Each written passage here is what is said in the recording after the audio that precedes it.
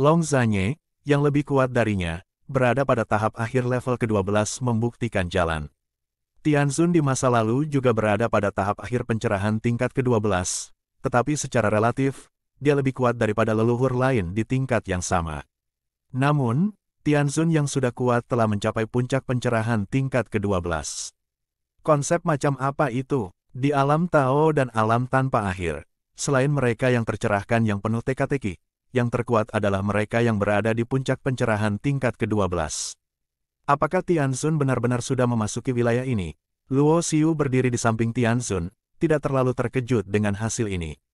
Karena ketika dia berada di Tianyu, ketika dia melihat Tianzun untuk pertama kalinya, dia punya firasat bahwa Tianzun dari Tianyu tak terbatas ini berada pada level yang sama dengan Fang Yi di masa lalu.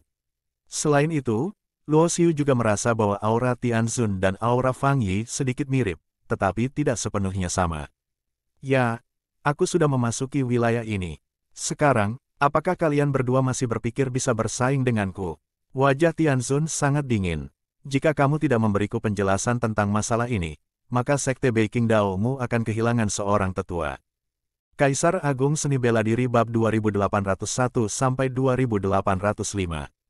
Perkataan Tianzun membuat mata Long Zanye tiba-tiba berbinar, dan mata Qin Fei Chen menampakkan kepanikan. Karena mereka semua dapat merasakan bahwa Tianzun tidak bercanda, dia benar-benar berani membunuh Qin Fei Chen di sini. Saudara Ning, saya harap Anda tidak bersikap impulsif. Long Zanye menarik napas dalam-dalam. Ia tidak lagi memanggil Tianzun, tetapi mengganti namanya menjadi Saudara Ning. Tidak banyak orang yang tahu siapa nama asli Tianzun. Pertama-tama, Luo Xiu dan Yun Sang sama-sama jenius di duniamu. Mereka saling membunuh. Sepertinya yang harus kau pertanggungjawabkan adalah Luo Xiu di sampingmu, kan? Kedua, aturan putaran kedua hanya untuk bersaing memperebutkan peringkat kecepatan penyelesaian, dan tidak membiarkan banyak jenius saling membunuh. Akhirnya, jika kamu membunuh Qin Fei Chen dan pemimpin sekte marah dan menghukummu, keadaan akan semakin buruk. Bagaimana menurutmu? Ketika Long Zanye menyebut-nyebut tentang Master Sekte, matanya menunjukkan rasa kagum yang dalam, dan Master Sekte ini secara alami adalah Master Sekte Beiqing Dao Sek. Dia selalu sangat misterius dan dikatakan dihormati sebagai Beiqing Saint. Pada saat yang sama, ketika Long Zanye menyebutkan Master Sekte Beiqing Dao, Luo Xiu juga dengan jelas melihat sedikit ketakutan di mata Tianzun. Jelas, Tianzun tidak takut pada tetua manapun dari Sekte Beiqing Dao, tetapi dia akan tetap waspada terhadap orang suci Beiqing yang misterius dan tidak dapat diprediksi. Ini membuat Luo Xiu menyadari bahwa meskipun orang suci Beiqing bukanlah orang yang tercerahkan, dia pasti sangat dekat dengan keadaan pencerahan. Faktanya, Beiqing Saint telah menjadi terkenal sejak lama, dan kualifikasinya jauh lebih tua daripada Tianzun. Meskipun Tianzun sekarang berada di puncak pencerahan tingkat ke-12, dia tidak berpikir bahwa dia adalah lawan Beiqing Saint. Melihat Tianzun tidak berbicara, Long Zanye melanjutkan, Qin Fei Chen menyakiti Luo Xiu tanpa izin. Dia memang bersalah, tetapi kesalahannya tidak fatal. Dan kamu juga melukai Qin Fei Chen dengan serius, jadi masalah ini selesai. Bagaimana menurutmu? Sebagai tanggapan, Tianzun mendengus dingin, melambaikan tangannya, dan Luo Xiu berubah menjadi cahaya pelarian dan terbang keluar dari susunan bintang berujung 6. Melihat ini, Long Zanye menghela napas lega. Jika Tianzun benar-benar bertekad untuk membunuh Qin Fei Chen, dia pikir dia tidak akan pernah bisa menghentikannya. Dan ketika saatnya tiba, pemimpin sekte akan marah besar. Jika Tianzun terbunuh atau hancur, niscaya akan menimbulkan permusuhan antara sekte Beiqing Dao dan Gunung Yunmeng. Baik dia maupun Tianzun tentu tidak ingin situasi berkembang hingga titik ini. Oleh karena itu, Tianzun akhirnya memilih untuk membuat konsesi tertentu. Kalau tidak, mengingat kemarahan Tianzun sebelumnya, dia memang berniat membunuh Qin Fei Chen. Saat Tianzun pergi, cahaya pedang yang menjepit Qin Fei Chen di udara juga menghilang, yang membuat Qin Fei Chen merasa seperti sedang selamat dari bencana. Kamu sangat beruntung. Ketika Luo Xiu memasuki formasi bintang berujung 6, dia menoleh ke arah Yun Sang, ekspresinya amat muram. Dia memiliki dua kesempatan untuk membunuh Yun Sang, namun gagal pada kedua kesempatan itu. Pada saat yang sama, Luo Xiu juga memiliki pikiran membunuh terhadap Qin Fei Chen. Faktanya, Luo Xiu tidak terlalu memperhatikan kejadian di mana Qin Fei Chen membawa Lei Xiongtian untuk mengganggunya. Tetapi kali ini berbeda, karena jika Tianzun tidak muncul, Qin Fei Chen mungkin telah membunuhnya secara langsung. Atau, jika kekuatan Tianzun tidak sebanding dengan Qin Fei Chen dan Long Zanye, maka Qin Fei Chen dapat mencari alasan untuk membunuhnya juga. Akibatnya, timbul kebencian abadi antara dia dan Qin Fei Chen. Ketika Luo Xiu dan Tianzun keluar, Qin Fei Chen dan Long Zanye juga keluar bersama Yun Sang. Dari awal hingga akhir, Tianzun tidak menunjukkan perhatian atau melirik Yun Sang. Meskipun dia dan Luo Xiu sama-sama jenius yang berasal dari alam surga, dan meskipun Tianzun lebih memihak Luo Xiu di dalam hatinya, dia tidak begitu memihak. Analisis terakhir adalah bahwa Yun Sang sebenarnya berkolusi dengan Qin Fei Chen. Bagaimanapun, Tianzun bukanlah orang bodoh. Yun Sang dapat menggunakan trik untuk memancing Qin Fei Chen mengambil tindakan dalam krisis hidup dan mati. Jika tidak ada intrik di antara mereka, latihannya selama bertahun-tahun akan sia-sia. Oleh karena itu, dalam hati Tianzun, dia sebenarnya menganggap Yun Sang sebagai pengkhianat di pihak Tianyu. Keluar, pada saat yang sama, leluhur kuat lainnya dari domain atas juga melihat Luo Xiu dan Yun Sang muncul satu demi satu. Adapun apa yang terjadi sebelum Tianzun dan yang lainnya memasuki alam rahasia kedua, mereka tidak tahu.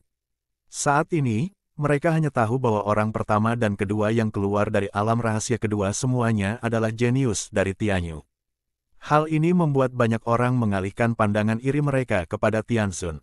Bagaimanapun, Tianzun awalnya dikenal sebagai orang paling kuat di dunia tanpa akhir, dan para jenius yang kuat muncul satu demi satu di Tianyu. Hal ini tidak diragukan lagi membuat alam atas lainnya lebih rendah dari Tianyu. Satu ujung, suara mendesing. Pada saat ini, sosok lain terbang keluar dari susunan bintang berujung 6. Segera setelah itu, orang-orang bermunculan satu demi satu. Masing-masing dari mereka merupakan seorang jenius tingkat Daozi di wilayah atas. Luo Xiu, ketika para penganut Tao ini keluar, mereka mendapati bahwa mereka bukanlah orang pertama yang melewati alam rahasia, dan tak seorang pun di antara mereka tampak sangat rupawan. Lagi pula, sebagai penganut Tao, mereka sangat bangga dalam hati mereka dan tidak membiarkan orang lain membuat mereka lebih baik. Dia benar-benar keluar lebih cepat dari kita. Selain Luo Xiu, apa yang lebih tidak dapat diterima oleh semua penganut Tao adalah bahwa Yun Sang sebenarnya adalah orang kedua yang keluar dari alam rahasia. Dan kultivasi Yun Sang ini tampaknya hanya pada tahap awal pencerahan tingkat ke-7. Namun, hanya Tiangong Daozi yang tidak terlalu terkejut. Dia telah melihat kekuatan sejati Yun Sang dengan matanya sendiri. Dia tidak lebih lemah darinya, dan bahkan mungkin lebih kuat. Yun Sang, tiba-tiba, Long Zanye yang berdiri tinggi di langit berbicara dan tatapannya tertuju pada Yun Sang. Penatua panjang, Yun Sang memberi hormat dengan hormat. Bakatmu sungguh luar biasa. Apakah kau bersedia bergabung dengan Sekte Beiqing Dao dan menjadi muridku? Tepat ketika semua orang bertanya-tanya mengapa Long Zanye ingin berbicara dengan Yun Sang. Tetua Sekte Beiqing Dao tiba-tiba mengucapkan kata-kata seperti itu, yang membuat semua orang yang hadir tercengang. Pada saat yang sama, satu demi satu menatap Tianzun. Karena Long Zanye dari Beiqing Daomen melakukan ini, dia tidak diragukan lagi sedang memburu Tianzun dan Tianyu. Dalam hal ini, Tianzun hanya melihatnya dengan acuh tak acuh tanpa mengatakan sepatah kata pun.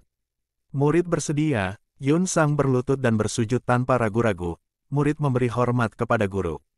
Faktanya, Yun Sang juga orang yang cerdas, dan sisa jiwa orang kuat di tubuhnya juga tidak bodoh. Mereka semua tahu bahwa ketika Yun Sang menghancurkan jimat giok dan mengundang Qin Fei Chen untuk berurusan dengan Luo Xiu, hubungan antara dia dan Tianzun dari Tianyu setara dengan putusnya hubungan. Jadi saat ini, pilihannya yang paling tepat adalah memeluk pangkuan Beiqing Daomen, dan pada saat yang sama, dia dapat menggunakan kekuatan Beiqing Daomen untuk mencari kesempatan membunuh Luo Xiu. Misalnya, jika dia memberitahu Long Zanye tentang monumen penekan jiwa, dia tidak percaya bahwa leluhur di tingkat pencerahan ke-12 dapat menahan godaan senjata pencerahan. Yun Sang, yang berasal dari Tianyu, tiba-tiba menjadi murid tetua Sekte Beiqing Dao, yang membuat semua orang yang hadir merasa bingung. Karena itu terlalu mendadak. Pada saat yang sama, leluhur yang kuat di alam atas juga memperhatikan bahwa tidak ada perubahan di wajah Tianzun, yang membuat mereka menyadari bahwa sesuatu pasti telah terjadi di alam rahasia kedua sebelumnya. Luo Xiu menatap pintu masuk dan keluar dari alam rahasia kedua. Sebenarnya, orang yang paling dikhawatirkannya adalah Jun Ruolan. Menurut aturan babak ketiga, mereka yang mendapat peringkat lebih tinggi di babak kedua dapat memilih lawan mereka terlebih dahulu. Sementara itu, 10 orang teratas yang telah melewati alam rahasia tidak diperbolehkan untuk saling menantang. Tujuannya adalah untuk menyingkirkan yang terkuat terlebih dahulu. Yang lebih lemah, itulah sebabnya Luo Xiu memilih untuk memblokir jalan keluar dari alam rahasia. Di satu sisi, tujuannya adalah untuk menyelesaikan beberapa dendam pribadi, dan di sisi lain, Chu Luo Xiu juga ingin memastikan bahwa Jun Ruolan bisa mendapatkan posisi 10 teratas saat dia keluar. Namun semua ini dihancurkan oleh Qin Fei Chen. Sedemikian rupa sehingga dia tidak dapat terus menghalangi jalan keluar dari alam rahasia. Dengan kekuatan Jun Ruolan, dia kehilangan kesempatan untuk masuk 10 besar. Pada saat ini, para jenius tingkat Daozi muncul satu demi satu. Ketika Daozi ke-8 muncul, termasuk Luo Xiu dan Yun Sang, itu sudah berarti tidak ada peluang untuk menempati 10 posisi teratas.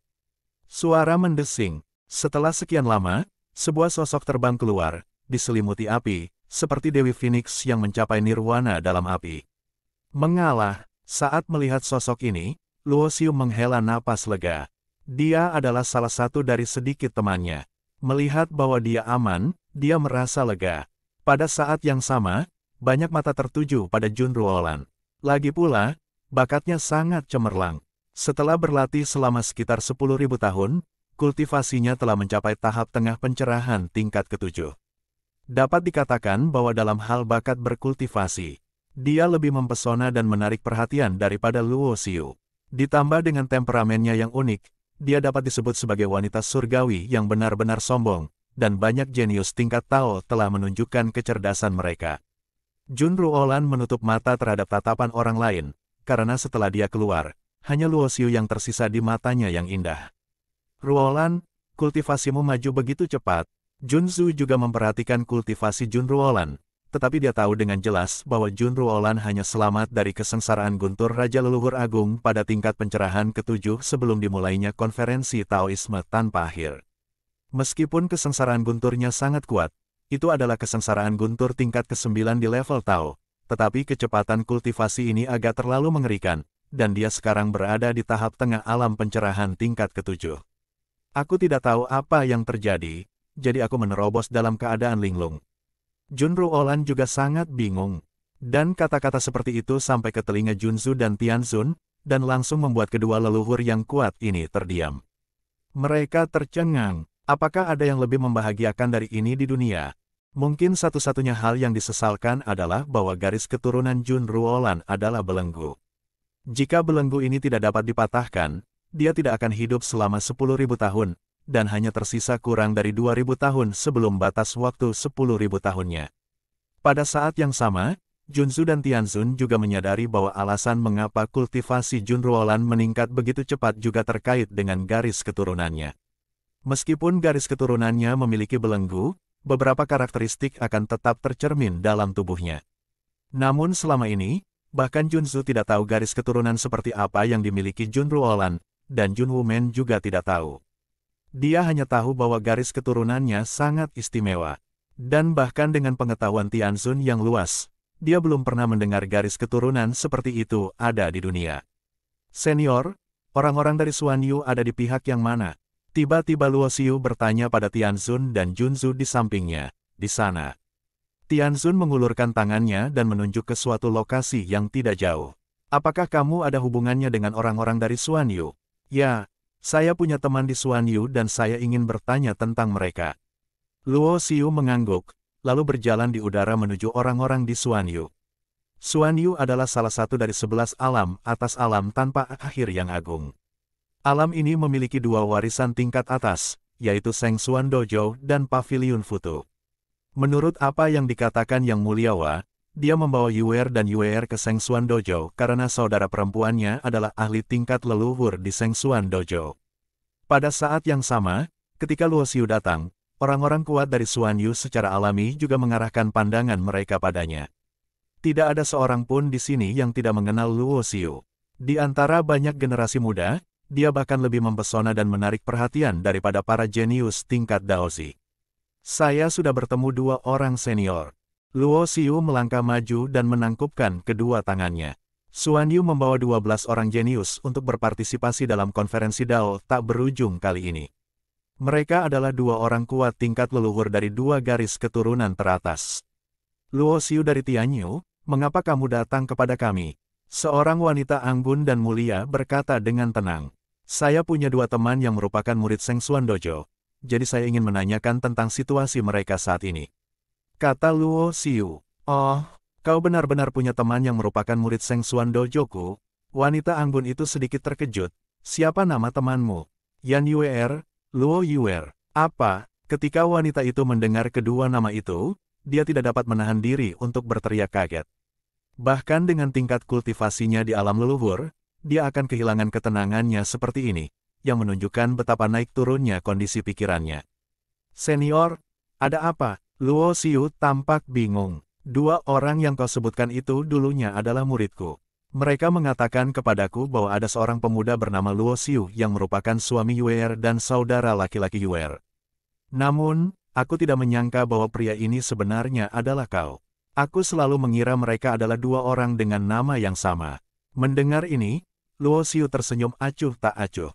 Jelas, ketika guru leluhur Seng Xuan Dojo mendengar namanya, dia hanya memiliki prasangka bahwa seorang pemuda dari alam bawah, tidak peduli seberapa berbakatnya dia, sama sekali tidak berguna bagi kekuatan besar di alam atas. Baru saja memasuki arus, jadi sudah sewajarnya tidak ada hubungan antara dia, sang jenius yang sedang naik daun di alam surga, dan Luo Xiu di alam bawah. Namun, Luo Xiu memperhatikan kata-kata wanita mewah ini. Senior berkata bahwa Yuer dan Yuer dulunya adalah muridmu, jadi sekarang mereka kini tak lagi berada di Endless. Belum lama ini, ketika saya membawa mereka ke konferensi Dao tanpa akhir untuk mendapatkan pengalaman, saya bertemu dengan seorang pria kuat yang berasal dari dunia Tao dan berkelana di dunia tanpa akhir. Bakat mereka dihargai oleh pria kuat itu. Kemudian dia membawanya ke alam Tao. Setelah mengatakan ini, tatapan wanita cantik itu jatuh pada Luo Xiu dan berkata sambil tersenyum, dengan bakatmu, kamu pasti akan dapat melangkah ke tahap Tao di masa depan.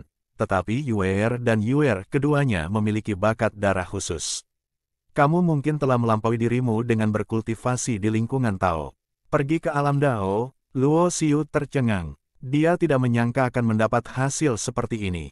Ya, selain mereka, murid langsungku Hong Sui juga dibawa ke dunia Tao. Meskipun aku juga sangat enggan melepaskannya, aku tahu betul bahwa pergi ke dunia Tao hanya akan membawa manfaat bagi mereka dan tidak ada salahnya. Bahkan jika mereka ditahan, jika mereka turun, itu akan menunda masa depan mereka. Ketika dia mengatakan ini, wanita bangsawan itu juga merasa tidak berdaya. Pada saat yang sama, Luo Xiu juga bisa menebak bahwa wanita mewah ini pastilah saudara perempuan yang muliawa. Setelah berlatih selama puluhan juta tahun, dia hanyalah seorang leluhur yang telah menembus ke tingkat pencerahan ke-10 dalam beberapa tahun terakhir. Dengan bakatnya, hampir mustahil untuk mencapai pencerahan. Terima kasih, senior, karena telah memberitahuku. Luo Xiu mengangguk, meskipun dia tidak bisa bertemu kembali dengan Yuer dan Yuer. Luo Xiu tahu keberadaan mereka. Namun, ia merasa tidak berdaya karena ayahnya, Tai Sangyu, membawa pergi semua orang yang dekat dengannya di Xianmen, dan mereka dicurigai pergi ke dunia Tao. Akibatnya, Yuer dan Yuer juga pergi ke dunia Tao. Tetapi dia yang selalu menganggap dunia Tao sebagai tujuannya, masih saja terjerumus dalam masalah yang tiada habisnya. Hal ini membuat Luo Xiu merasa sedikit lucu, karena langkahnya tampak terlalu lambat. Seiring berjalannya waktu, banyak jenius lainnya juga keluar dari alam rahasia satu demi satu. Beberapa orang terluka, namun tidak ada satupun yang nyawanya terancam. Menurut apa yang dikatakan Long Zanye sebelumnya, setelah putaran kedua, itu akan menjadi putaran ketiga. Adapun mereka yang terluka, apakah mereka dapat pulih dari luka-luka mereka bukanlah hal yang dipedulikan Long Zanye dan Qin Fei Chen. Karena sampai batas tertentu, terluka di babak kedua ujian pembersihan alam rahasia itu sendiri berarti Anda tidak cukup kuat, dan tersingkir di babak ketiga juga merupakan hasil yang tak terelakkan. Berdengung, ketika semua orang keluar, susunan bintang berujung 6 itu menghilang. Sebaliknya, sebuah monumen bercahaya muncul di langit, dengan 60 nama tercantum di atasnya. Di titik tertinggi monumen ini, nama Luo Xiu tertulis secara alami. Aturan ronde ketiga sangat sederhana. Selama lawan tidak mengaku kalah, pertarungan tidak akan berakhir sampai mati. Dan begitu lawan mengaku kalah, dia tidak dapat melanjutkan serangan. Ini aturannya, mulai sekarang, kita akan memilih lawan berdasarkan peringkat ronde kedua. Luo Xiu akan masuk dalam daftar. Saat kata-kata Long Zanye selesai diucapkan, pandangan semua orang tertuju ke tempat Luo Xiu berada. Tetapi saat mata mereka tertuju pada Luo Xiu, yang mereka lihat hanyalah bayangan yang tertinggal di tempatnya. Adapun tubuh Luo Xiu, dia sudah berdiri di panggung pertempuran yang tergantung di langit. Semua orang yang hadir terbang ke udara dan mencapai ketinggian lebih tinggi, sehingga mereka bisa melihat pemandangan seluruh medan perang.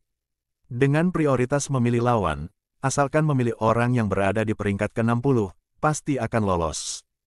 Banyak orang yang berpikir demikian dalam hati mereka. Bagaimanapun, mereka dapat memastikan promosi, dan tidak ada yang akan membuang lebih banyak energi untuk menantang lawan yang relatif sulit. Pandangan Luo Xiu tertuju pada Yun Sang. Sebenarnya, orang yang paling ingin ditantangnya adalah Yun Sang. Dengan bantuan kekuatan penekan jiwa dari monumen penekan jiwa, dia yakin dapat membunuh Yun Sang bahkan tanpa sempat mengaku kalah. Namun, karena batasan aturan, ia tidak dapat menantang orang lain di 10 besar. Termasuk Amamong Michiko, yang juga menduduki peringkat kelima di babak kedua. Lalu, pandangan Luo Xiu tertuju pada Seng Tianyi. Menurut apa yang dikatakan Hao Shen, Bai Yuan mati di tangan Seng Tianyi. Meskipun Luo Xiu dan Bai Yuan tidak memiliki hubungan yang sangat dekat, pernah ada konflik antara Seng Tianyi dan dia ketika mereka berada di alam Ming. Dan peringkat Seng Tianyi di babak kedua adalah ke-12. Seng Tianyi, maju dan bertarunglah. Suara Luo Xiu bergema di udara, jelas terdengar di telinga semua orang yang hadir.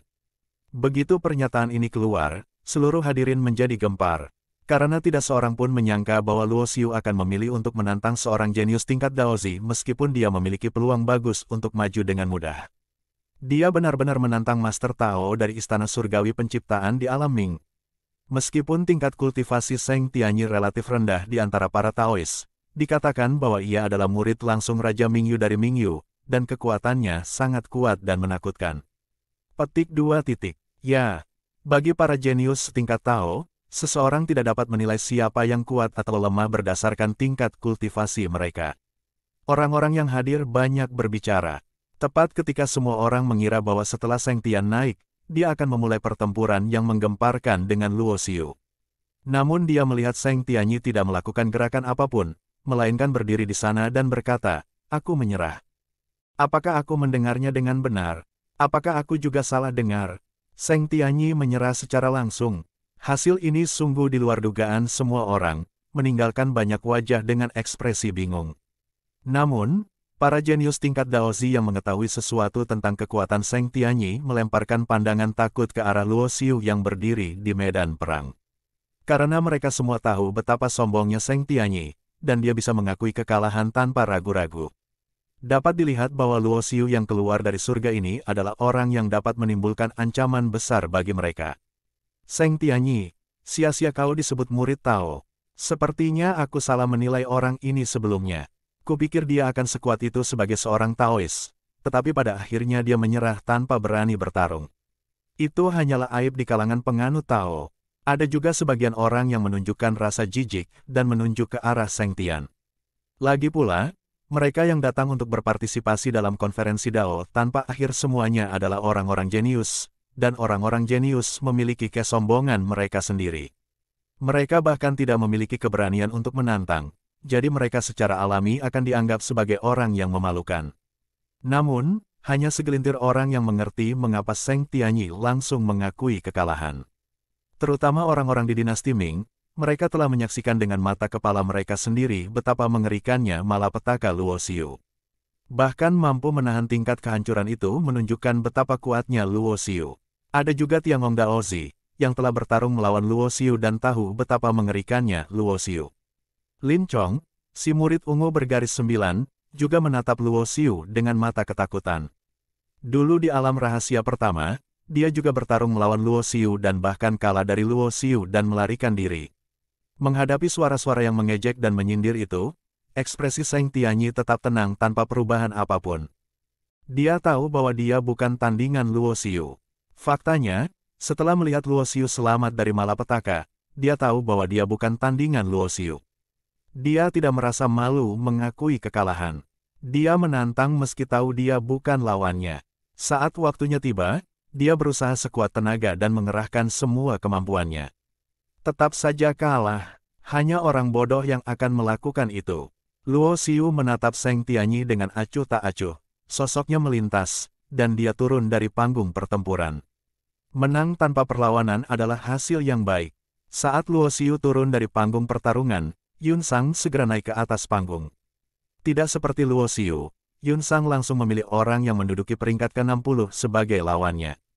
Di mata semua orang ini juga akan mengakui kekalahan. Lagi pula, dapat dilihat dari peringkatnya bahwa kesenjangan kekuatan di antara mereka terlalu besar. Namun yang tidak diduga adalah pemuda yang berada di peringkat paling bawah itu ternyata sangat keras kepala. Setelah menggertakkan giginya, ia langsung terbang ke panggung pertarungan dan memilih untuk menantang. Inilah karakter yang seharusnya dimiliki seorang jenius. Benar sekali, meskipun kultivasi sahabatku ini tidak sebaik Zheng Tianyi, setidaknya dia punya tulang punggung dan keberanian. Dia bisa menjadi panutan bagi generasi kita. Banyak orang memuji pilihan orang ini. Di medan perang, lawan Yun Sang adalah seorang pemuda yang mengenakan kemeja hijau.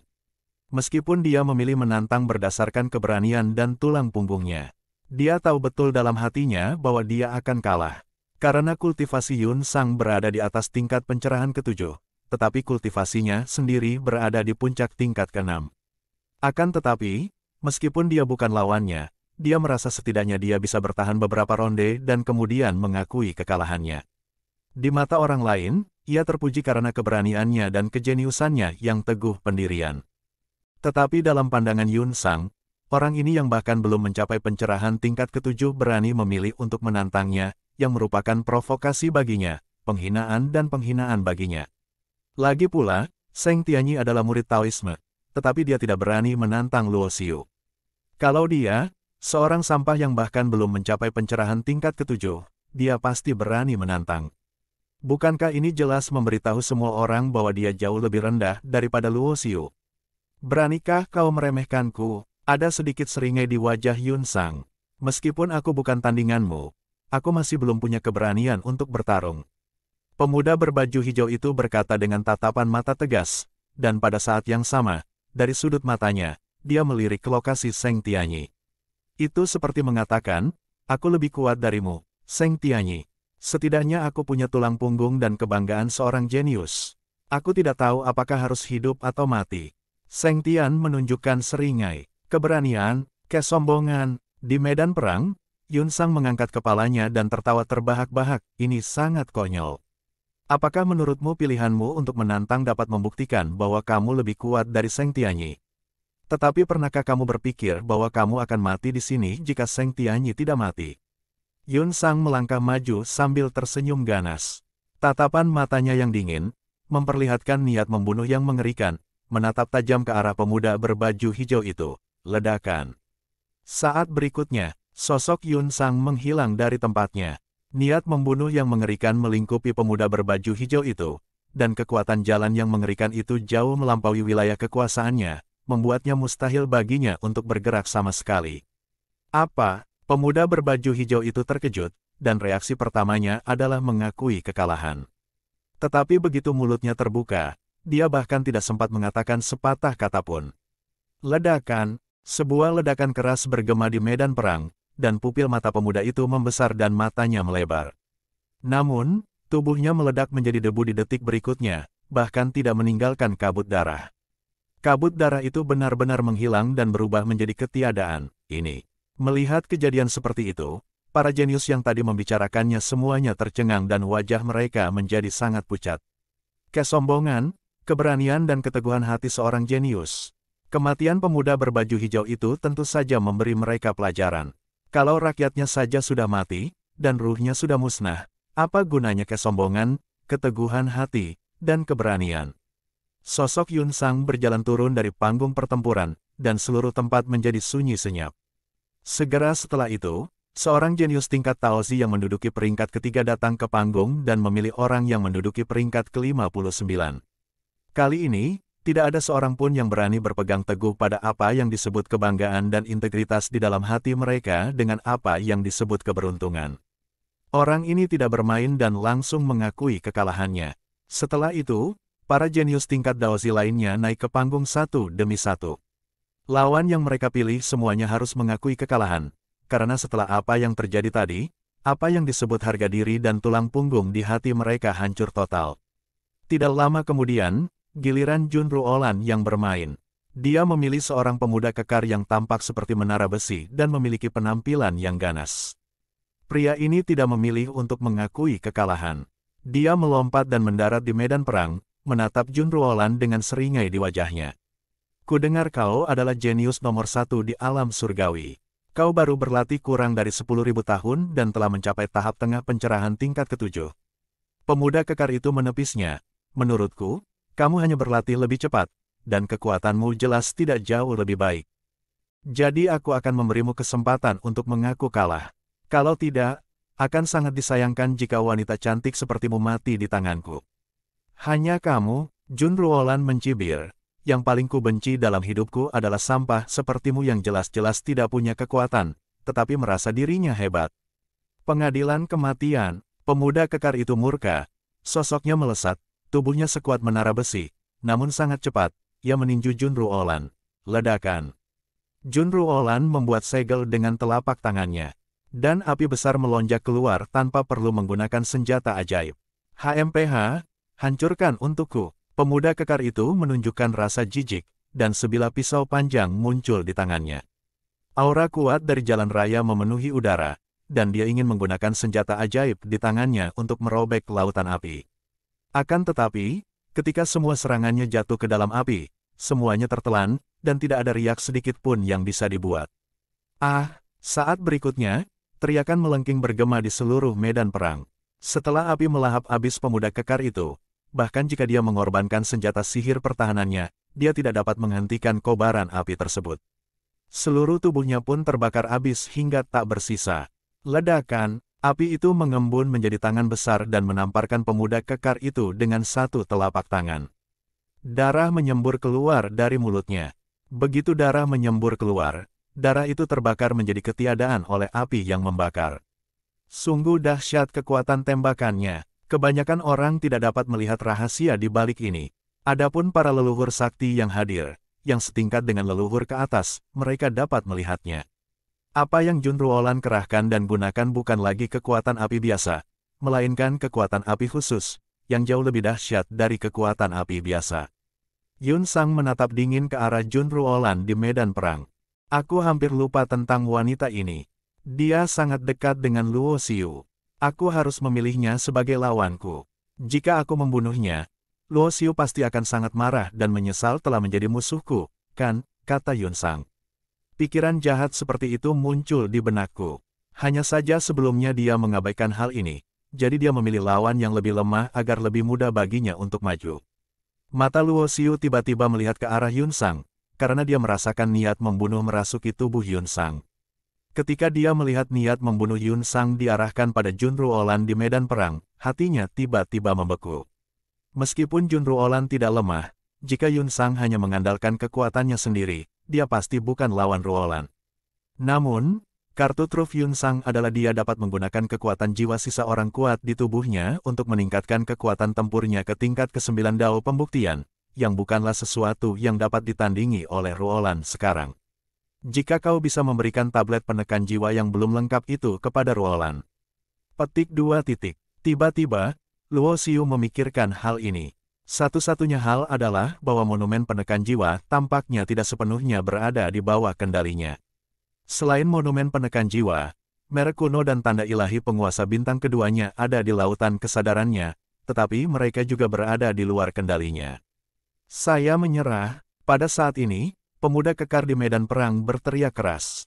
Ruolan masih terlalu baik. Junzu di samping Luo Xiu menggelengkan kepalanya dan berkata, meskipun dunia biksu itu kejam, Menurutku bukan hal yang buruk jika dia memiliki hati yang baik, kata Tianzun di sebelahnya. Aku harap begitu. Junzu tersenyum pahit. Begitu dia muncul, pemuda kekar itu melontarkan kata-kata kasar. Sesuai keinginan Junzu, orang seperti itu harus langsung dibunuh. Dengan kekuatan Ruolan, jika dia ingin membunuh lawan, dia bahkan tidak akan mempunyai kesempatan untuk mengakui kekalahan. Namun Jun Ruolan masih memiliki kekuatannya, namun malah melukainya dengan serius alih-alih membunuhnya. Menurut Junzu, ini terlalu baik, dan kebaikan seperti ini mungkin akan merugikan dirinya sendiri. Lagi pula, orang lain tidak akan berterima kasih atas belas kasihan Anda. Sebaliknya, mereka akan semakin membenci Anda dan mencari kesempatan untuk membalas dendam terhadap Anda di masa mendatang. Ada terlalu banyak hal seperti itu. Sebuah kesuksesan kecil di dunia. Luo Xiu tidak terkejut saat melihat Jun Ruolan menang. Faktanya, yang lebih mengejutkannya adalah bahwa pemahaman Jun Ruolan tentang Avenue of Flames benar-benar mencapai tingkat kesuksesan kecil di dunia. Secara umum, mereka yang ingin mencapai keadaan ini harus menjadi Raja Leluhur Agung yang telah mencapai pencerahan tingkat ke-9. Jun Ruolan mencapai langkah ini tidak lama setelah ia berhasil mencapai tingkat pencerahan ke-7. Sebagai perbandingan, selain Jun Ruolan, di antara para jenius tingkat Taozi itu, banyak juga yang telah mencapai alam Chengji Xiaoseng. Sebaliknya, Luo Xiu tertinggal jauh dalam aspek ini dan masih dalam tahap awal menjadi sebuah dunia. Bukan berarti pemahamannya lebih rendah dari orang lain, sebaliknya, pemahamannya jauh lebih baik daripada yang disebut penganut Tao. Bahkan Jun Ruolan tidak sebaik dia dalam hal pemahaman. Alasan mengapa wilayah kebesarannya perlahan membaik pada akhirnya karena jalan yang dipilihnya. Semakin banyak jalan yang terintegrasi, semakin sulit mewujudkan jalan tersebut dan semakin lambat kemajuannya. Meski begitu, Luo Xiu tetap tidak menyesali pilihannya, karena meskipun ranah daonya masih dalam tahap awal menjadi dunia, kekuatan yang dapat ia gunakan dengan bantuan teknik terlarang Guiyi melampaui ranah kecil menjadi dunia. Kekuatan jalan, ada untung dan rugi, dan ini adalah hasil yang tak terelakkan. Babak ketiga kompetisi berlanjut. Yang mengejutkan Luo Xiu adalah bahwa ada seseorang di pihak Tianyu yang telah menembus pencerahan tingkat ke-7. Dan orang ini adalah Yuan Long. Anda harus tahu bahwa bahkan para jenius teratas yang awalnya berada di alam surga, ada banyak orang yang berada di tahap akhir dan puncak pencerahan tingkat ke-6. Tetapi Yuan Long, seorang pria dari wilayah tengah, memasuki tingkat pencerahan ke-7 lebih cepat dari jadwal. Dulu Luo Xiu tidak pernah memperhatikan Yuan Long ini. Sekarang sepertinya pasti ada rahasia di dalam Yuan Long ini. Lagi pula, Yuan Long tidak menonjol saat berada di wilayah tengah. Baru setelah pindah dari wilayah tengah ke wilayah surgawi, ia menjadi terkenal dalam pertempuran para jenius. Dengan tingkat kultivasi seperti itu, lawan Yuan Long adalah orang yang berada di puncak pencerahan tingkat ke-6, tetapi dia masih dengan mudah dikalahkan olehnya. Kemudian, Hao Shen juga bermain, mengalahkan lawannya, dan berhasil maju. Tidak butuh waktu lama bagi banyak orang jenius untuk tersingkir. Hanya menyisakan 27 orang. Awalnya, total ada 60 orang jenius yang maju dari babak pertama. Ada yang cedera di babak kedua, tetapi tidak ada korban. Namun pada ronde ketiga pertarungan terjadi banyak korban, sehingga yang tersisa hanya 27 orang. Kemudian, menurut aturan yang ditetapkan oleh Sekte Beiqing Dao, dimulai dari pihak Luo Xiu, dia terus memilih lawan untuk ditantang, dan menyingkirkan lawan lainnya satu persatu. Karena dia telah belajar dari Seng Tianyi sebelumnya, Luo Xiu memilih lawan secara acak. Pemuda itu berwajah garang dan jelek dengan sepasang mata seperti binatang buas, seolah-olah dia memilih orang untuk dimangsa. Saat dia berhadapan dengan lawannya sebelumnya, dia telah membunuh lawannya dengan cara yang sangat kejam. Ketika melihat Luo Xiu menantangnya, pemuda yang mengerikan dan jelek itu mencibir. Dia tidak memilih untuk mengakui kekalahan, tetapi melompat ke panggung pertarungan dan memilih untuk menerima tantangan itu. Dua sosok saling berhadapan di medan perang. Yang satu kalem dan tenang, yang satu lagi ganas dan ganas. Mata semua orang tertuju ke lapangan, karena bagi kebanyakan orang, mereka belum pernah melihat Luo Xiu beraksi. Pada babak pertama kompetisi eliminasi di ruang rahasia, kecuali beberapa orang yang telah melihat kekuatan Luo Xiu. Semua orang pada dasarnya mati di tangan Luo Xiu. Pada babak kedua penyempurnaan alam rahasia, semua orang berada di lorong yang berbeda, jadi wajar saja mereka tidak bisa memahami kekuatan satu sama lain. Di ronde ketiga tadi, Seng Tian langsung mengaku kalah, tetapi Luo Xiu masih belum mengambil tindakan. Oleh karena itu kali ini seseorang menerima tantangan tersebut, membuat semua orang penasaran, seberapa kuat orang yang pertama kali melewati level di alam rahasia kedua ini. Terlebih lagi, dia mampu membuat Seng Tian, murid Tao dari dinasti Ming, mengakui kekalahannya secara langsung, yang membuat semua orang semakin penasaran dengan kekuatan Luo Xiu. Sepertinya Luo Xiu di alam surga ini baru berkultivasi sekitar 20.000 tahun, dan tingkat kultivasinya berada di tahap tengah pencerahan tingkat ketujuh. Saya baru berlatih dalam waktu yang singkat, tetapi kemampuan saya sudah lebih tinggi dari para jenius tingkat Tao. Saya khawatir banyak orang yang tidak senang. Hehe, jika dia dibunuh oleh Chen Xiong di medan perang, dia akan menjadi bahan tertawaan besar. Kekuatan Chen Xiong tidaklah sederhana. Ia disebut sebagai binatang buas humanoid. Ia pernah berhadapan dengan Daozi Xuanyu. Meskipun pemenangnya belum ditentukan, itu menunjukkan bahwa ia juga memiliki kekuatan tempur untuk bersaing dengan Daozi. Ini akan segera dimulai, aku sangat menantikannya. Banyak jenius lain yang membicarakannya. Banyak dari mereka telah melihat Chen Xiong beraksi, dan yang paling membuat penasaran adalah kekuatan Luo Xiu. Wah, meskipun aku tidak tahu bagaimana kau bisa melewati level pertama di babak kedua, itu tidak berarti seberapa kuat dirimu. Jika kau tidak mau mengakui kekalahan, aku akan mencabik-cabikmu. Aku mendengarmu. Tidak, pemuda bernama Chen Xiong itu berwajah garang dan jelek, menyeringai, dan memiliki taring di mulutnya. Dia tampak seperti binatang buas dalam wujud manusia dan sama sekali tidak terlihat seperti manusia. Mengenai Chen Xiong ini, Luo Xiu juga pernah mendengarnya. Dikatakan bahwa orang ini memang bukan ras manusia murni, dan memiliki darah setengah manusia dan darah setengah binatang buas. Konon ayahnya merupakan keturunan dari seekor binatang buas yang sudah bisa berwujud manusia dan seorang wanita manusia. Oleh karena itu, Chen Xiong dilahirkan dengan tubuh kuat yang sebanding dengan binatang buas, serta pemahaman dan bakat berkultivasi manusia. Sayang sekali kamu tidak memiliki kemampuan ini, kata Luo Xiu ringan. Dia jarang menghadapi lawan yang kuat secara fisik, dan Chen Xiong di depannya terkenal karena kekuatan fisiknya yang sebanding dengan binatang buas. Luo Xiu ingin melihat apakah kekuatan fisiknya yang sebanding dengan binatang buas, ataukah kekuatannya memurnikan tubuh menjadi keterampilan militer bahkan lebih baik. Mereka yang meremehkanku akan mati dengan menyedihkan. Chen Xiong mencibir sinis. Tak lama kemudian tubuhnya bermandikan darah, dan satu set baju zirah merah darah yang ganas menyelimuti sekujur tubuhnya.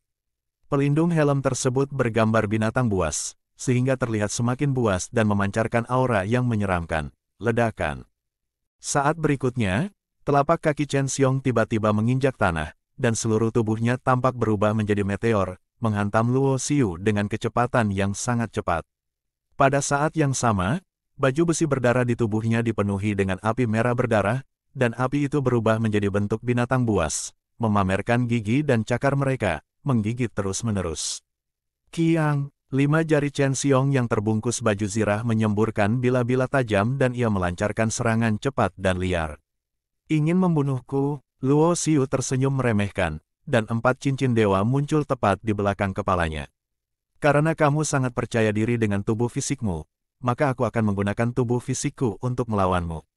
Nada bicara Luo Xiu sangat tenang. Dia berdiri tak bergerak di tempat. Dia mengangkat tangan kanannya dan langsung menghadapi cakar tajam Chen Xiong. Chen Xiong menjadi terkenal karena kekuatan fisiknya, dan bahkan mengenakan baju perang dengan kekuatan yang ditingkatkan. Di sisi lain, Luo Xiu menggunakan tubuh fisiknya yang murni untuk menantangnya. Adegan ini membuat mata semua orang terbelalak dan benar-benar mendebarkan. Apakah orang ini terlalu sombong? Dia benar-benar bersaing secara fisik dengan orang ini, Chen Xiong. Tubuh fisik Chen Xiong sebanding dengan tubuh binatang buas, dan sama sekali tidak sebanding dengan tubuh biksu manusia kita. Tianyu Luo Xiu ini tidak lebih dari itu. Bahkan jika dia berlatih teknik latihan tubuh, mustahil untuk mengolah tubuh yang sebanding dengan binatang buas. Dia sudah mati. Banyak orang mengira Luo Xiu sedang mencari kematian, dan hanya mereka yang mengetahui kekuatan Luo Xiu yang akan mengerti bahwa tubuhnya sebenarnya lebih menakutkan daripada binatang buas itu. Ledakan, tubuh fisik Luo Xiu bersinar. Ini adalah kekuatan yang terkandung dalam tubuh fisiknya. Itu juga kekuatan magis dari tubuh fisik dan kekuatan untuk menenangkan Tao yang telah dibukanya ketika ia berhasil menyempurnakan tubuhnya menjadi keterampilan militer. Yang dimaksud dengan jalan kota ialah menekan jalan. Dan jika Anda bahkan dapat menekan Dao Agung, maka jika Anda berlatih hingga tingkat tertinggi, Anda dapat menekan apapun di dunia. Terhadap latar belakang cahaya ilahi dari tubuh jasmani, 4 cincin ilahi di belakang kepala Luo Xiu menjadi lebih menyilaukan. Ledakan, dalam sekejap, tinju Luo Xiu bertabrakan dengan cakar tajam Chen Xiong, dan riak-riak yang mengejutkan meletus, menyebar ke segala arah. Kekosongan yang tak terhitung jumlahnya hancur dan hancur oleh energi tirani ini. Retakan, saat berikutnya, suara renyah mencapai telinga semua orang, dan bilah tajam yang keluar dari kelima jari Chen Xiong hancur menjadi bubuk di seluruh langit.